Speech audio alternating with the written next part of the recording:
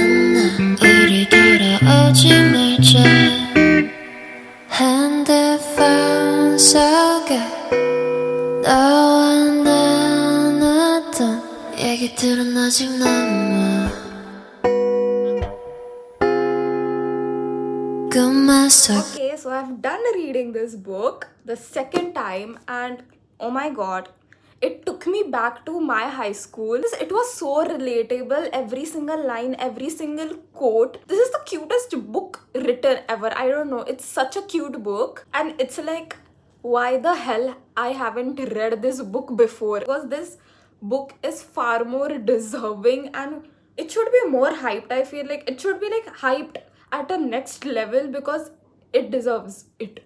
It is that kind of book. It's a pure rom-com book, and at the start of every chapter there are quotes from the movies and all, and I have legitly like annotated them because why not?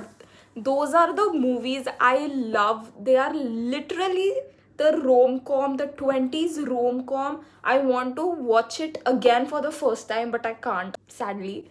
But yeah, like this book at least is the kind of early 20s rom-com that everyone should read. I think if you miss 20s rom-com movies, you should definitely read this book. The only thing I hate about this book is that Wiz Bennett is not real. Like, Liz is my bestie. I am her. She is me. I loved her character. I could feel her. I can understand her pain. I loved each and every character, even her best friend, her stepmom, her dad. Everyone was the cutest. I am literally obsessed with them. I don't know how many times I'm gonna say this, but I am obsessed with them. I am obsessed with Wiz. And the quotes in this book does all the talking. I feel like She Isn't You, I fell in love with you at the second grade. Then all those quotes, it just makes up everything. And for real, I'm never gonna shut up about them because it's a very cute, my kind of book, I feel like. That was my review over Better Than the Movies. Now I'm gonna start reading Nothing Like the Movies. I am very scared about this book. I don't know why. It just feels like it is gonna make me cry, but also it's gonna make me love this book, and probably I'm gonna fall in love with Wiz Bennett even more. So let's see what happens in this book. Guys, I'm literally in the prologue of this book, and this man, a lot of things happened, and the second page only made me like shock, because what the hell. But anyways, I'm just gonna read you guys because I just cannot stop myself. Can you just look at this? Because I've literally just, and it's a prologue, okay? I'm not kidding you guys, it's prologue. Okay, so basically it's New Year's, and he's at his friend's house and all, and Liz and him are broken up. I'm just gonna read to you guys what I've highlighted. I'm not sure if things got quiet or loud, blur or hyper focused, but I know the universe changed as I looked at Liz, everything melting into imperfectionistic streaks of fuzzy background colors. She was talking to Josh, smiling, and the emptiness I felt at the sight of her made it hard for me to breathe. I cannot breathe without you, but I have to.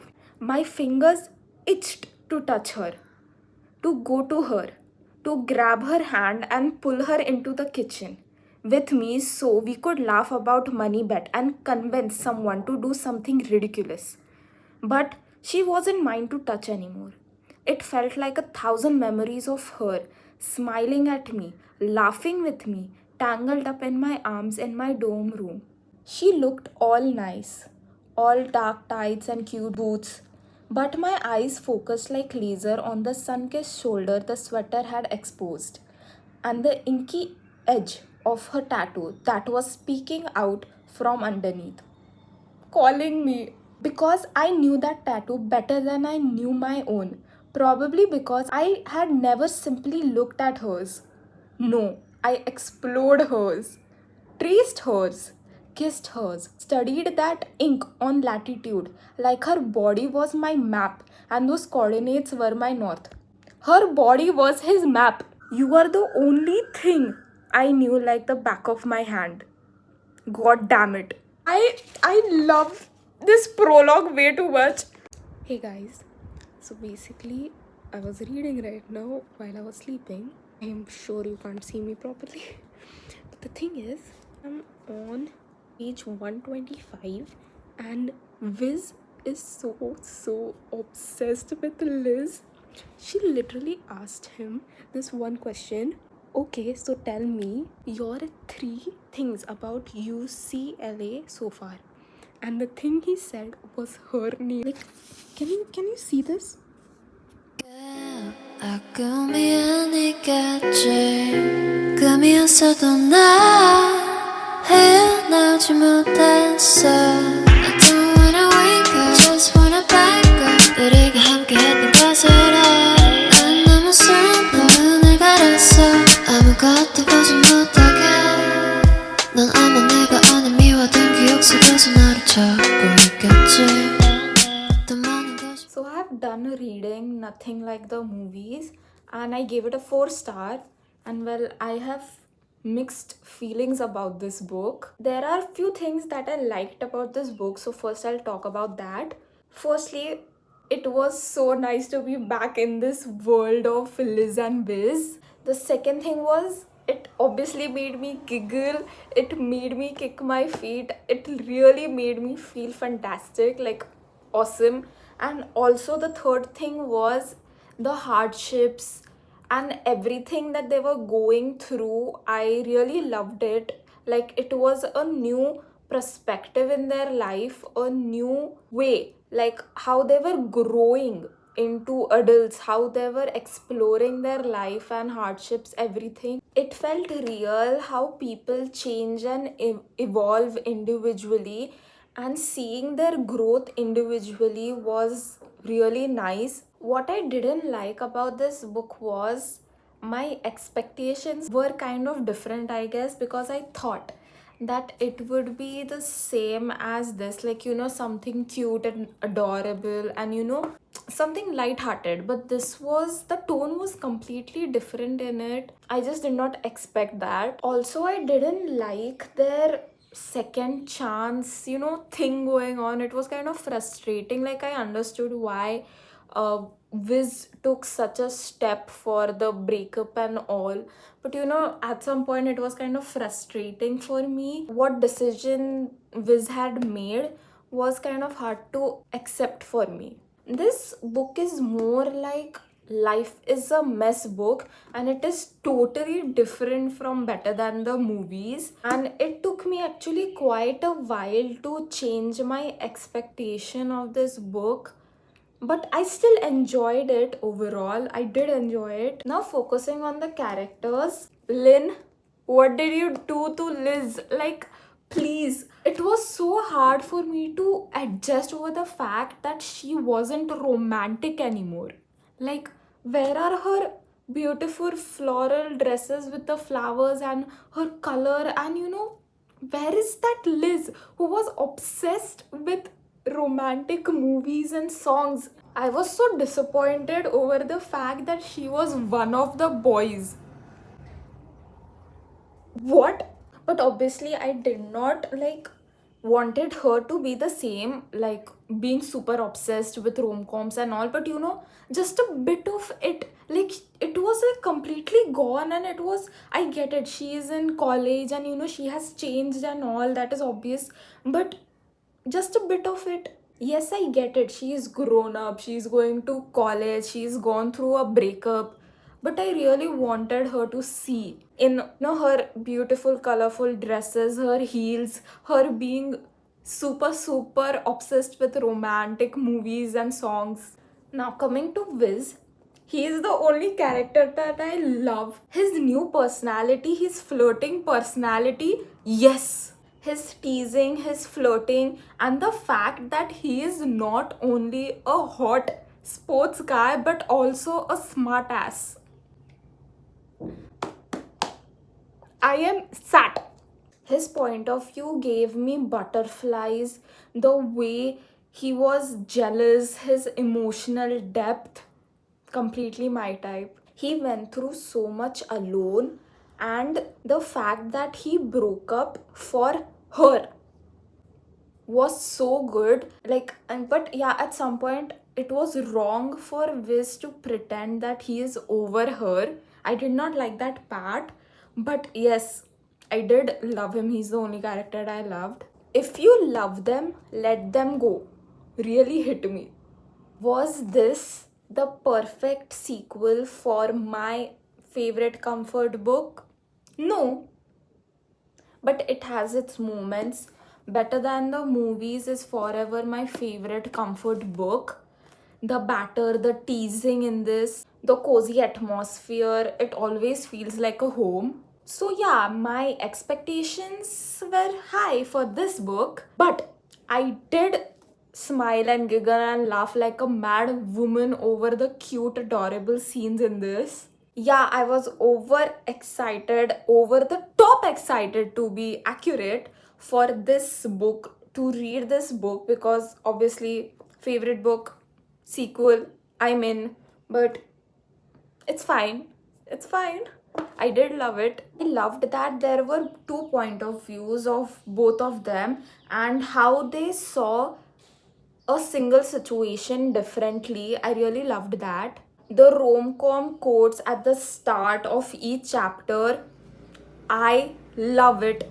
The lyrics, adorable. I ate up. And also some of the quotes in this book, especially of Viz's point of view, they are legitly like sticking out. I had to, and his point of view was what I was waiting for every single time. I was like, Liz, you have your own book. Let Viz rule this book.